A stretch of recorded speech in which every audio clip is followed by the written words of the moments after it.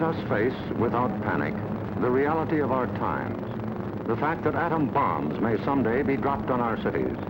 And let us prepare for survival, understanding the weapon that threatens us.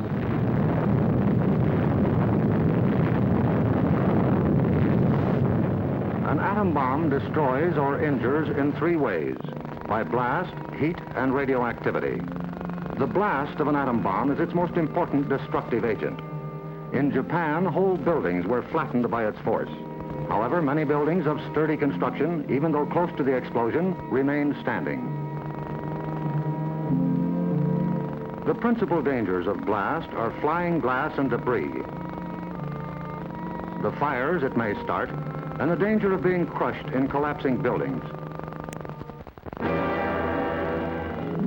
The atom bomb destroys by heat. People caught in the open as far as 2 miles away suffered flash burns. Yet, protection could have been easily achieved. Here, a bridge post and rail shielded the surface behind it. Any solid material afforded similar protection. The third weapon of the bomb is radioactivity, thrown off at the instant of explosion.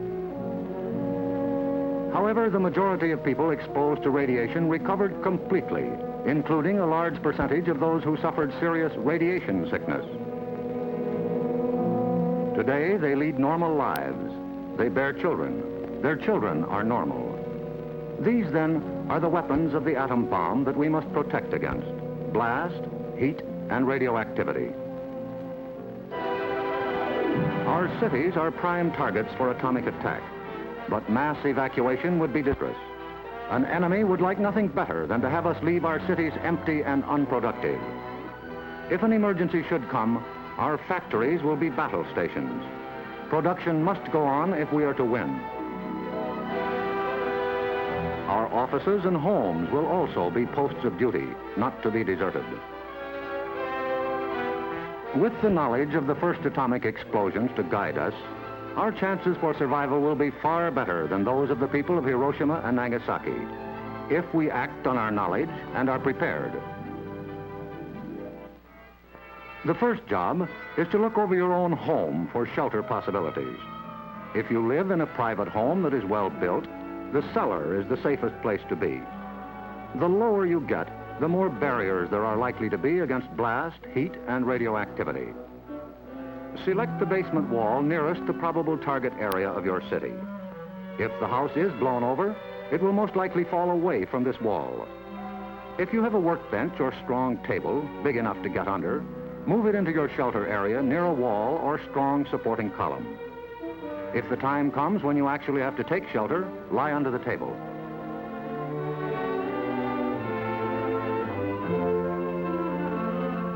If you live in a home that has no basement, choose a shelter area without windows on the ground floor.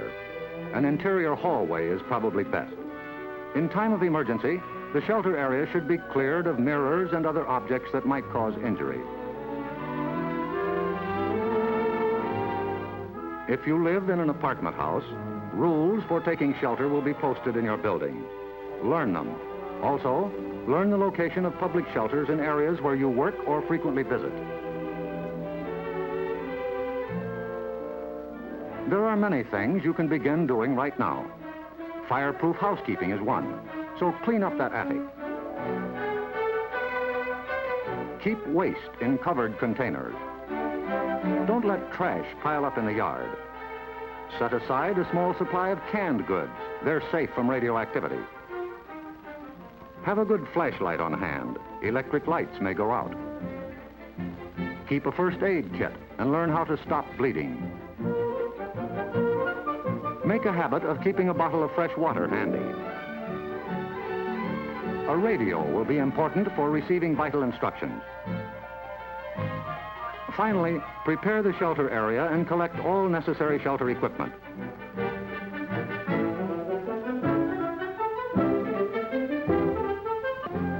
In case of an actual raid or test drill, the alert will be a warbling siren blast lasting 3 minutes.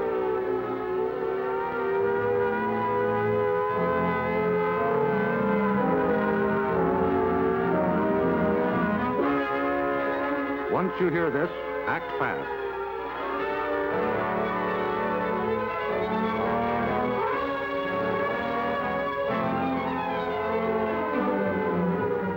down the shades or blinds and close the drapes against flying glass. Turn off the burners of your gas or electric stove. Disconnect any heating elements, such as electric irons, hot plates, or bathroom heaters.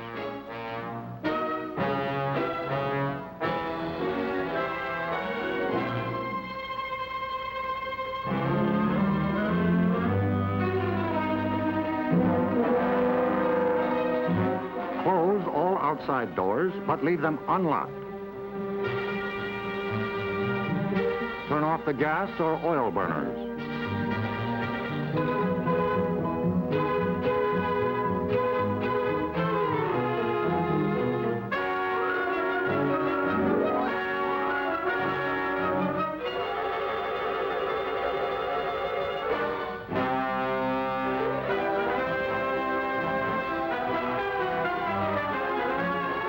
Taking shelter may be a race against time, even when you have some advance warning.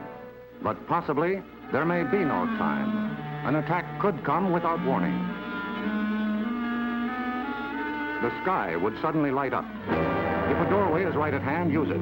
If the nearest shelter is more than a couple of steps away, fall to the ground immediately. Flying glass and debris are immediate dangers, so stay where you are until you're sure it's safe to move.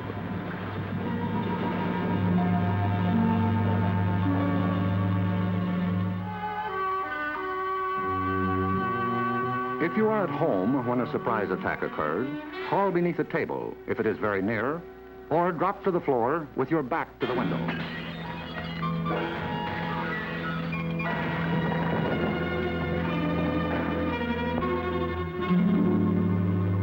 The immediate danger is over in about a minute, unless the explosion occurred near the ground or water.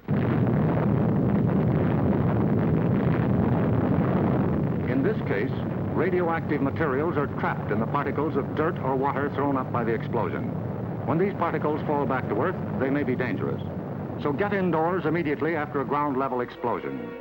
Cover broken windows against radioactive dust with blankets or cardboard. Civil defense radiological teams, equipped with radiation survey meters, will check on contamination in any bombed area. Stay under cover until you hear officially that it is safe outside. If you have been exposed to radioactive dust, wash the exposed areas. Pay particular attention to your hair. Get all the dirt from under your fingernails. If the people of Hiroshima and Nagasaki had known what we know about civil defense, thousands of lives would have been saved. Yes, the knowledge is ours, and preparation can mean survival for you. So act now. Someday your life may depend on it.